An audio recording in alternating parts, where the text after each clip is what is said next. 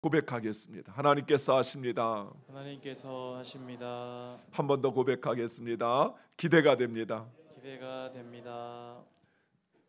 새벽 시간에 이런 고백을 하는 사람도 없을 것입니다.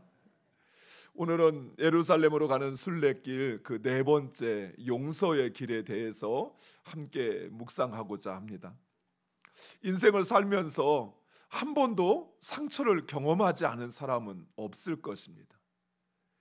실수로 넘어져서 다친 무릎의 상처에서부터 잘 되라고 해주는 부모의 말이 상처가 되기도 하고, 무심코 건넨 옆 사람의 말이 상처가 되기도 하고, 노력한 것에 비해 낮은 시험 성적, 친구와 형제로부터 배신을 당하는 것, 사랑하는 사람을 잃어버리는 것까지 모두 상처입니다.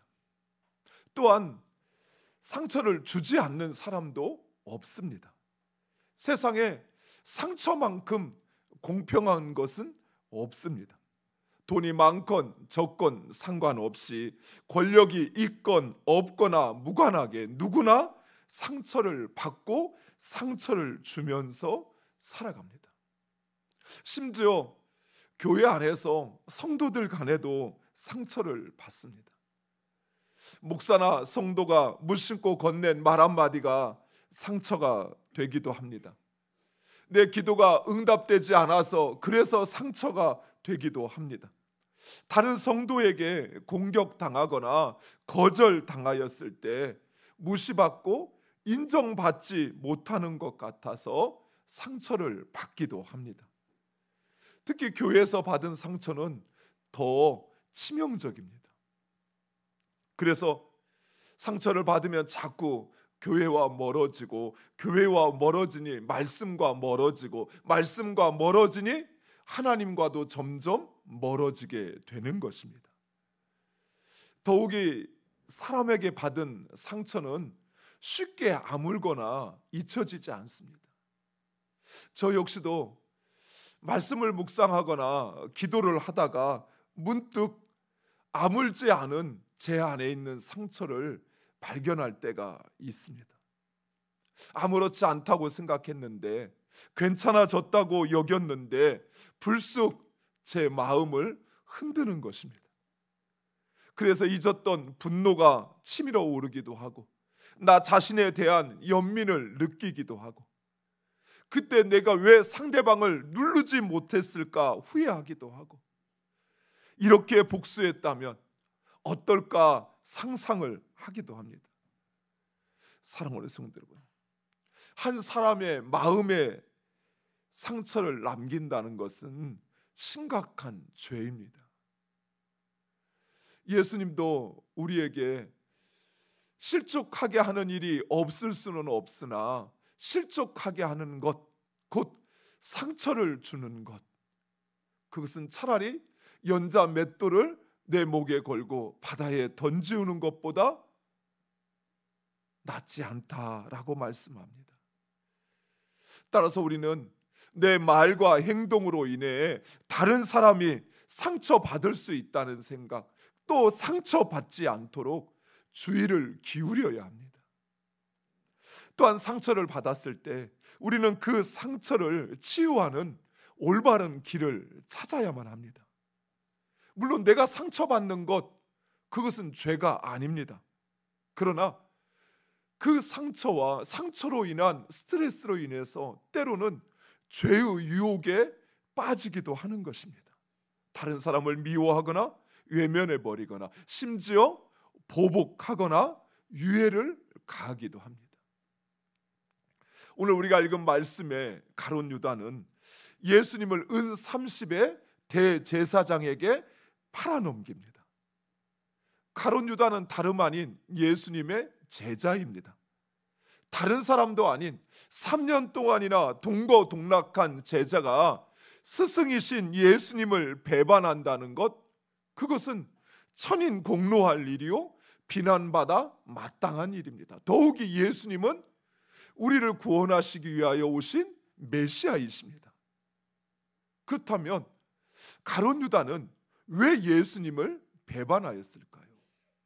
왜 3년 동안이나 그가 그토록 자신의 인생을 걸고 쫓아다녔던 예수를, 스승이신 예수님을 왜 배반했을까요? 사도 요한은 요한복음에서 돈 욕심 때문이었다라고 이야기합니다. 당시 이 가룟 유다가 받은 은 30은 노예 한 사람의 값이었다고 합니다. 이것에 대한 여러 가지 학자들의 추정이 있지만 결코 적은 돈은 아니었습니다. 욕심이 날 만한 그런 돈이었습니다. 그런데 이후에 가룟 유다가 그 돈을 대제사장과 장로들에게 다시 돌려주면서 내가 무죄한 자의 피를 팔고 죄를 범하였도다 라고 고백을 합니다.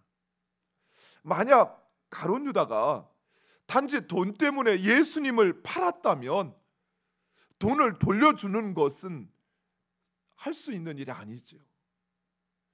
후회하는 일은 없었을 것입니다. 왜요? 자신의 손에는 은 30이 있으니까요. 즉 가룟 유다는 단순히 돈 때문에 예수님을 팔았던 것은 아니었습니다. 더 결정적인 이유가 있었습니다. 가룟 유다는 예수님의 다른 제자들, 즉 갈릴리 출신이었던 다른 제자들과는 달리 유대 출신이었습니다. 그리고 학자들은 그가 열심당원이었을 것이다 라고 이야기합니다. 그래서 당연히 그는 제자들 가운데 외톨이가 될 수밖에 없었습니다.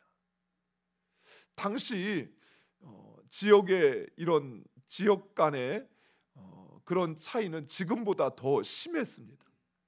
갈릴리 출신이냐 유대 출신이냐라고 하는 것에 의해서 제자들은 그 편이 갈려졌을 것입니다. 더욱이 혼자 유대 출신이었던 가룟 유다는 더더욱 외톨이가, 어쩌면 외면을 받았을 것입니다. 하지만 예수님은 이런 가룟 유다를 신뢰하여서 그 제자단의 재정을 맡기게 됩니다. 가룟 유다 역시 예수님을 따르며 기도하고 또 기적을 행하는 것을 지켜보았으며 때로는 복음을 전하며 기적을 행하기도 하였습니다. 즉 가룟 유다는 예수님의 충성된 제자였습니다. 우리와 다르지 않았다는 것입니다. 그런데 결정적인 사건이 있었습니다. 오늘 우리가 읽었던 이 말씀 바로 앞에 전개되는 사건입니다. 6월절 엿새 전 예수님께서 베다니에 있는 시몬의 집에, 나사로의 집에 들어갔을 때 마리아가 예수님의 발에 향유를 붓자 가룟 유다는 그런 마리아를 나무라며 왜 가난한 자들에게 주지 않고 낭비하느냐라고 합니다. 성경을 자세히 보시면 우리는 돈 때문에 그랬다라고 생각하는데 이것은 사도 요한의 추정입니다. 다른 복음서에 보면 그저 왜 가난한 자들에게 낭비하느냐라고 이야기했다고 합니다. 그런데 예수님은 도리어 이 마리아를 두둔하면서 가룟 유다를 책망하십니다. 그러면서 이 여자는 좋은 일을 하였는데 왜 이 여자를 괴롭게 하느냐라고 하시면서 한 걸음 더 나아가 복음이 전파되는 곳에서 이 여자가 행한 일도 전하여 기억하리라 라고 말씀하십니다. 이 사건은 가룟 유다에게는 엄청난 상처가 되는 사건이었습니다. 그동안 가룟 유다가 따랐던 예수님, 그 예수님은 가난한 자들과 함께하며 그들과 함께 슬퍼하며 그들의 병을 고치고 그들의 피로를 채워주시는 분이었습니다. 그런데 지금까지 그래왔던 예수님의 모습과는 너무나도 다른 말씀과 행동에 가룟 유다는 상처를 받았을 것입니다. 더욱이 가난한 자를 챙기려 하는 자신을 책망하시는 예수님의 말씀에 가룟 유다는 크게 실망하고 그리고 상처를 받았던 것입니다. 그리고 이후로 가룟 유다는 예수님을 배반하고 예수님을 팔아 넘길 생각을 하게 됩니다. 그리고 결국 은 30에 예수님을 팔아 넘겼던 것입니다. 즉 상처를 받았을 때 우리는 우리의 자존심이 훼손될 뿐만 아니라 분노와 수치감을 느끼게 됩니다. 그래서 때로는 나도 되갚아 그 사람에게 되갚아 주고자 하는 마음에 사로잡혀서 언어적인 또는 신체적인 폭력을 행사하기도 하고 나에게 상처 준 사람을 험담하기도 합니다. 그 사람의 문제점을 찾아내서 그것을 다른 사람에게 이야기하기도 하지요. 또는 소소하거나 또는 치명적인 보복을 하기도 합니다. 그러나 이런 반응은 나의 상처를 치유하는 것이 아니라 오히려 또 다른 상처를 만들 뿐만 아니라 오히려 나에게 더 해가 된다는 사실입니다. 그것이 소소하든 아니면 그것이 그 사람에게 어떤 치명적인 아픔과 문제를 주든 복수는 결코 상처를 치유할 수 없다는 사실입니다. 그렇다면 우리는 상처를 받았을 때 여전히 내 안에 아물지도 않고 괜찮지 않은 이 상처의 문제를 어떻게 다루어야 할까요? 또 나에게 상처 주는 사람에 대해서 우리는 과연 어떻게 반응해야 할까요? 우리는 예수님을 통해서 상처를 치유하는 하나님의 방법을 배울 수 있습니다. 우리가 이 땅을 살면서 받은 상처의 그 크기와 횟수 이것으로 따질 것 같으면 아마도 우리 예수님이 받은 상처만큼 그렇게 크고 수많은 상처가 없을 것입니다. 예수님은 아버지 하나님에게도 버림받았습니다. 자기 백성에게도 버림받았습니다. 3년 동안 함께 동거동락한 제자들에게도 부인당하고 버림받으셨습니다. 사랑하는 성도 여러분, 무엇보다도 우리 예수님께서 상처받으신 그 이유가 바로 우리 때문이라는 사실입니다. 이사야서 53장 3절과 5절 말씀 우리 화면을 보고 함께 읽겠습니다. 그는 멸시를 받아 사람들에게 버림받았으며 간고를 많이 겪었으며 질고를 아는 자라. 마치 사람들이 그에게서 얼굴을 가리는 것 같이 멸시를 당하였고 우리도 그를 귀히 여기지 아니하였도다. 그는 실로 우리의 질고를 지고 우리의 슬픔을 당하였거늘 우리는 생각하기를 그는 징벌을 받아 하나님께 맞으며 고난을 당한다 하였노라. 그가 찔림은 우리의 허물 때문이요 그가 상함은 우리의 죄악 때문이라. 그가 징계를 받음으로 우리는 평화를 누리고 그가 채찍에 맞음으로 우리는 나음을 받았도다. 아멘. 그렇습니다. 예수님은 우리 때문에 버림받고 고난당하고 받지 않아도 될 상처를 받았던 것입니다. 더욱이 이 말씀에 보면 예수님은 나 때문에 상처받는데 우리는 오히려 자기 자신 때문에 상처를 받는다 그리 여겼다고 합니다. 여러분이 여러분의 자녀들 때문에 그 힘든 수고의 짐을 지고 가는데 자녀들이 그러는 거예요. 자신 때문에 그러지. 자기 때문에 그러면서 왜 나 때문이라고 그러냐고. 얼마나 그 말이 상처가 되었을까요? 나를 위해서 십자가를 지시고 외면당하시고 받지 않아도 될 그 멸시를 다 인내하며 받으셨건만 나와는 상관없다고 이야기하는 그 말이, 그 인식이 우리 예수님에게는 얼마나 큰 상처가 되었을까요? 하지만 예수님은 상처를 준 우리를 미워하거나 우리에게 복수하지 않으셨습니다. 도리어 용서하셨습니다. 자신을 때리고 자신을 버리고 자신을 십자가에 못 박는 그런 우리를 용서하셨어요.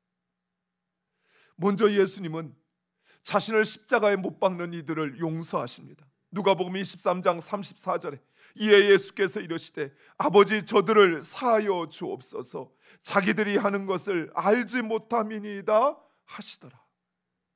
그리고 예수님은 자신을 부인하고 도망쳐버린 제자들을 용서하셨습니다. 부활하신 예수님은 예루살렘을 떠나 갈릴리로 돌아가 버린 예수님의 제자의 신분을 포기하고 다시 어부가 되어버린 그들을 찾아가 그들을 위하여 아침 조반을 준비하시어 먹이시고 그들의 부인과 배반에 대하여 단 한마디 말씀도 하지 않으시고 오히려 격려해 주셨습니다. 우리 같았으면 어떻게 네가 그럴 수 있냐고, 내가 너를 위해서 했던 게 얼마나 많은데 어떻게 나를 그렇게 부인하고 버리고 도망쳐 버릴 수 있냐고 그렇게 따지 묻지 않았을까요? 내가 너 같은 거 그렇게 돕고 섬겼던 내가 바보지, 내가 멍충이지 하면서 오히려 스스로를 자책하지 않았을까요? 하지만 예수님은 그런 제자들을 용서하셨습니다. 그리고 이런 예수님의 용서를 통해서 제자들은 다시 예루살렘에 올라가 예수님께서 말씀하신 성령을 기다립니다. 그리고 그 성령 충만을 받아 예수님이 말씀하신 그 명령과 그 사명을 제자들은 이어가게 됩니다. 사랑하는 성도 여러분, 이처럼 우리의 상처를 치유하고 회복하는 것, 그것은 바로 용서입니다. 용서는 우리의 상처를 치유하여 과거의 상처에 얽매이게 하지 않고 새로운 시작을 맞이할 수 있게 합니다. 따라서 용서는 다른 사람에게 주는 선물이 아니라 바로 내 자신에게 주는 최고의 선물인 것입니다. 나로 하여금 마음의 평화를 되찾게 할 뿐만 아니라 새로운 삶을, 새로운 관계를 시작하게 하는 것입니다. 또한 용서는 하나님과의 관계를 회복시키는 힘이 있습니다. 예수님은 산상설교에서 예물을 드리다가 형제에게 원망 들을 만한 일이 생각나거든 재물을 놔두고 먼저 형제와 화목하고 그 후에 와서 재물을 드리라라고 말씀하십니다. 왜냐하면 다른 사람과 뒤틀린 관계 속에서 드려지는 예배를 우리 하나님은 결코 받지 않으신다는 것입니다. 내 마음이 미움과 분노로 사로잡혀 드리는 그 기도를 우리 하나님은 받지 않으신다는 것이에요. 이처럼 용서는 다른 사람을 향한 것이 아니라 바로 나를 위한 것입니다. 하나님과의 나와의 관계를 회복시키는 것입니다. 사랑하는 성도 여러분, 땅에서 매면 하늘에서 매일 것이요 땅에서 풀면 하늘에서도 풀릴 것이다 말씀하십니다. 다른 사람을 용서하지 않고는 결코 하나님과의 관계가 회복될 수 없습니다. 사랑하는 성도 여러분, 상처받은 예수님도 우리를 용서하셨습니다. 상처받은 요셉도 그 형들을 용서했습니다. 상처받은 다윗도 사울을 용서했습니다. 그들은 용서를 통해 그들의 상처를 치유받고 그리고 관계가 회복되었고 그리고 공동체를 새롭게 했습니다. 사랑하는 성도 여러분, 우리는 이미 1만 달란트를 탕감받은 자들입니다. 우리는 헤아릴 수 없는, 갚을 수 없는 그 사랑과 용서를 이미 받은 자들입니다. 그런 우리가 상처 때문에 용서할 수 없다고 한다면 하나님은 탕감하여 준 그 모든 것을 도로 찾으실 것입니다. 광주에 가면 서서평 선교사님이라는 분이 계십니다. 혹시 사진? 네. 광주 양림 동산에 호남신학교에 가면 서서평 선교사님의 묘비가 있습니다. 이 선교사님은 독일 출신의 미국 선교사이십니다. 그런데 어머니가 아버지와의 혼인 관계가 아닌 가운데서 사생아로 이 서서평 선교사님을 낳게 됩니다. 그리고 3살 때 할머니에게 이 선교사님을 맡기고 어머니는 미국으로 떠나버립니다. 9살이 되었을 때 할머니가 돌아가시자 주소가 적힌 쪽지 하나를 들고 9살의 이 어린 소녀가 어머니를 찾아 미국으로 오게 됩니다. 기독 중고등학교를 졸업하고 간호대학교에서 훈련을 받아 간호사가 됩니다.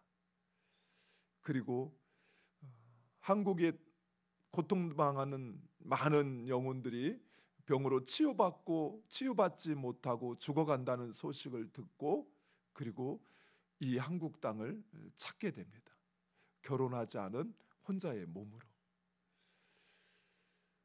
어렸을 때 아버지의 호적에도 이름을 올리지 못하고 3살 때 어머니에게 버려지고 9살 때 할머니도 죽고 홀로 남은 이 아이가 어머니를 찾아 그 어마어마한 백길을 따라 미국에 도착할 때까지 그 마음에 얼마나 큰 상처가 있었을까요? 그런데 이 서서평 선교사님은 그 상처를 용서로 승화를 시킵니다. 자신이 주님께 받은 그 사랑과 그 용서를 따라 홀로의 몸으로 우리나라의 미국 남장로교회 선교사로 오게 됩니다. 그리고 광주에서 자신과 같은 처지에 있는 버려진 고아와 그리고 가난한 자들 그리고 한세병 환자들을 돌보시게 됩니다. 얼마나 열정적으로 사역했는지 한 달 동안 순회 진료와 순회 복음 전파를 위해서 말을 타고 270km를 달렸다고 합니다. 비가 와서 땅이 질어 말이 더 이상 갈 수 없으면 그 말을 이고 가면서 복음을 전하고 가난한 사람들을 진료했다고 그래요. 그리고 마지막 숨을 거둘 때도 자신의 생명을 시신을 이 땅에 기증하면서 가난한 자들과 전염병을 치료하는데 써달라 하며 시신까지도 우리나라를 또 우리나라에 있는 가난한 자들을 위해서 자신을 온전히 드렸다고 합니다. 그래서 이 서서평 선교사님을 작은 예수라라고 불려집니다. 서서평 선교사님이 돌아가셨을 때 광주 최초로 시민 장례식이 벌어지는데 수천 명의 사람들이 그 장례 행례를 따르면서 어머니 어머니 그렇게 목 놓아 울었다고 합니다. 만약에 이 서서평 선교사님이 자신이 받은 그 상처를 치유받지 못하고 상처에 붙잡혀 살았다면 결코 그녀는 이런 삶을 살지 못했을 것이고 그리고 우리는 주의 복음을 전해 듣지 못했을 것입니다. 사랑하는 성도 여러분, 이처럼 우리 안에 여러분 안에 아물지 않은 상처가 있어서 두고 봐, 내가 언제든 너 갚아줄 거야 하며 다른 사람을 향한 미움과 보복의 눈을 가지고 바라보고 그리고 그것 때문에 우리가 무엇인가를 행한다면 우리의 삶은 오히려 더 불행해질 것입니다. 더 어둠으로 더 짙어질 것이. 하지만 우리 주님이 그러셨던 것처럼 자신을 버리고 부인하고 그런 제자들을 용서하시고 그리고 자신을 십자가에 못 박는 이들을 용서하시고 그리고 오히려 그들을 위하여 자신을 들이셨던 것처럼 우리가 우리 마음에 나에게 상처를 주니 그를 진심으로 용서하고 그리고 그를 사랑한다면, 내가 받은 그 용서를 기억하여 그를 용서한다면, 사랑하는 성도 여러분, 여러분은 진정 그 상처에서 노임받은 복되고 행복한 삶을 살게 될 것입니다. 우리의 관계는 변화될 것입니다. 우리 공동체는 새로워질 것입니다. 사랑하는 성도 여러분, 주님이 우리를 구원하신 것, 그것은 우리가 받은 용서를 우리의 삶으로 실천하라 말씀하십니다. 용서의 삶을 따라 살아가는 여러분 되시기를 간절히 축원드립니다.